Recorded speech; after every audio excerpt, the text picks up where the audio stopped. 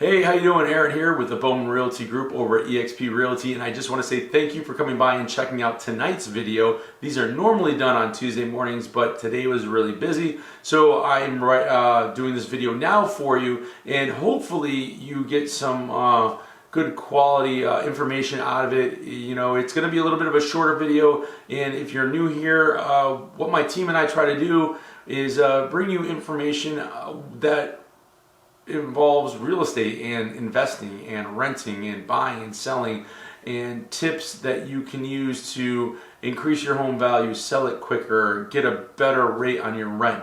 So today we're going to be talking about concessions. Now, I'm going to be looking down at my computer screen for a little bit because I got some numbers down here and stuff like that I really want to go over. But let's get into it. So concessions are anything that sweetens the pot in real estate. So whether it's money towards closing costs or cash back from the buyer, or including a few appliances in the deal, it's whatever the home seller or home buyer might request from the home seller might offer right away. So you can just, let's see, how do I want to put this? One thing that's really important is that when you're doing any type of concession, the home seller or buyer can't get any money after closing. So if you are offering a $10,000 seller concession to somebody buying your home, but they only need $5,000, well, they need to, you need to change that to where it states $5,000. You can't give somebody 10 and then have them give you 5 back.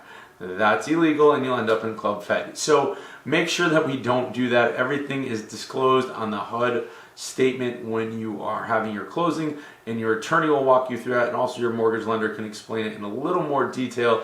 But to keep yourself out of trouble, everything should be documented and everything should be on the HUD statement when it comes time to any type of concessions. Now, for example, one concession you see a lot of is the compensation for work that needs to be done. So let's say you have a house that needs a bathroom updated. Maybe it's a half bath or a full bath that doesn't need a ton of work, but you figure it's going to cost $5,000. Now, the homeowner, knowing this, can automatically up front say, hey, listen, I'm going to give a $5,000 concession or credit to the home buyer who buys my home in order to fix the bathroom. I know there's some work there that needs to be done. Or maybe the roof needs to be replaced. And maybe it's a larger concession, or as large as the lending institutions will allow. So in that case, it doesn't affect the sale price. So if you have a $275,000 home and it's being sold, and that's the purchase price, and the contract doesn't get written up for $270, it's the $275, and then as everything is closed at the end, the concession goes to the seller, or I'm sorry, the buyer. So just keep that in mind. It doesn't really affect the purchase price. Now, it also can help in down payment. So, for example, let's say we're still buying that $275,000 house, but you only have $5,000 saved up for closing costs, and that means you need, if you're going to be putting down, let's say 10%, you're going to be needing $32,500. So if you don't have that, but the homeowner is saying, hey, listen, based on your loan product, we can, give up to a $5,000 concession. We're willing to do that. That means you only have to come up with the $27,500 for the remainder of the down payment. So that's a good way that it can help you. There are other programs in Connecticut, CHFA or CHAFA, that will help you with the down payment and stuff. But to keep it fairly simple, and so you understand how concessions work and why they're important when it comes to the deal and how to structure a deal when it comes to real estate, they can be used for many things. So like I said, they can be used to help offset the cost of a repair.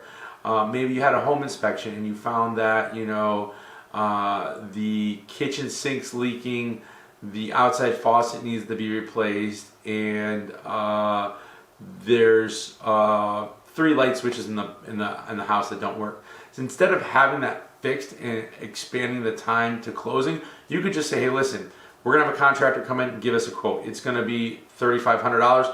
We're gonna give you a $3,500 credit or concession to get that stuff fixed after closing, and the attorneys can hold that in an escrow account and then release those funds once the work is done. So that way there, it really doesn't go into anybody else's hand. It can't be used for anything else. It's used exactly for what it's set aside for. So that's very, very important. Now, the lenders do impose some limits because they don't want anybody to try to walk out of closing with the extra unused portions, any type of get-rich-quick scheme, Ponzi scheme, however you want to put it.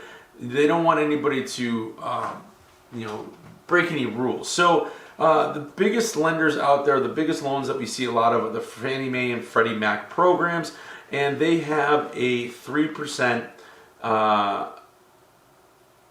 on the sale of the property or the actual appraised value, whichever one you're going with when it comes to the home. Now that's if you have 10% and less.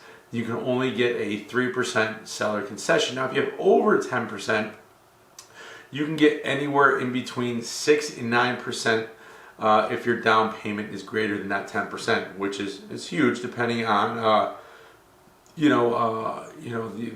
the size of the home you're buying, the amount, and how much money you have. Now for FHA loans, which are also very popular, it's not so much a concession, but the seller can pay the buyer's points at closing. So if you have 3 points when you're originating your loan and closing, they might be able to pay 1.5 or 2 points. So keep that in mind. And then the big one is VA.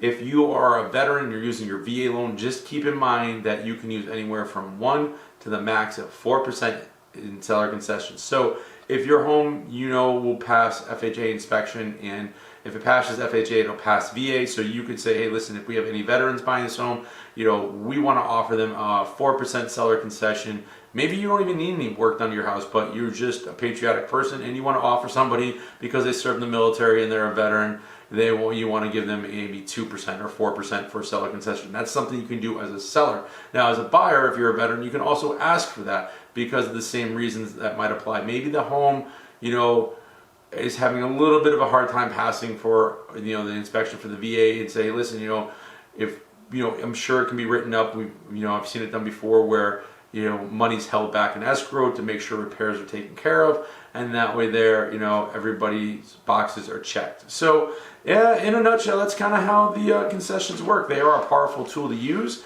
And one thing you have to remember as a buyer that's very important, if you are putting in offers on properties and it's multiple offers, you're in a hot market, things are going real quick, in a neighborhood you're looking at, if you happen to put in an offer that has lots of contingencies, like, well, we want the home inspection, which I think everybody should do, but maybe, termites aren't really a big thing in your area, but you want to do termites, and you want to do radon, and you want to do lead-based paint, and you want to do the well and septic, or you want to test the city water.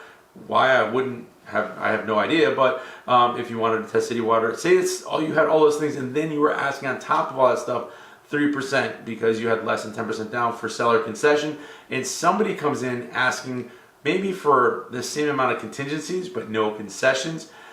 As the other realtor in the transaction, if I'm representing my sellers, I'm going to say, well, maybe we should go, it's completely up to you, but maybe you should take the one that has, less concessions or less, inspections that they want to have done, that sort of thing, because there's less hoops to jump through. There's a better chance of your home closing. And again, as I've talked before in this channel or on these Facebook videos, or if you're watching this on YouTube, the big ones that keep a home from closing are home inspections, appraisals. Those are the two things that will kill your deal faster than anything else, because you find some huge issues in the home inspection, like right now in the Talon County area. We all know foundations are a huge thing.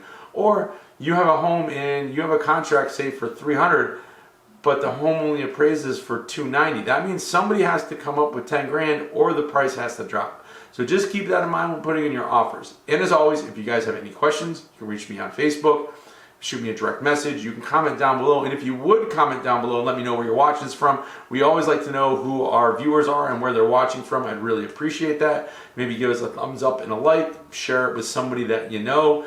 And you can always reach me by text or phone at 860-849-9227. So thanks a lot for watching. Have yourself a great rest of your night, and we'll see you in the next video.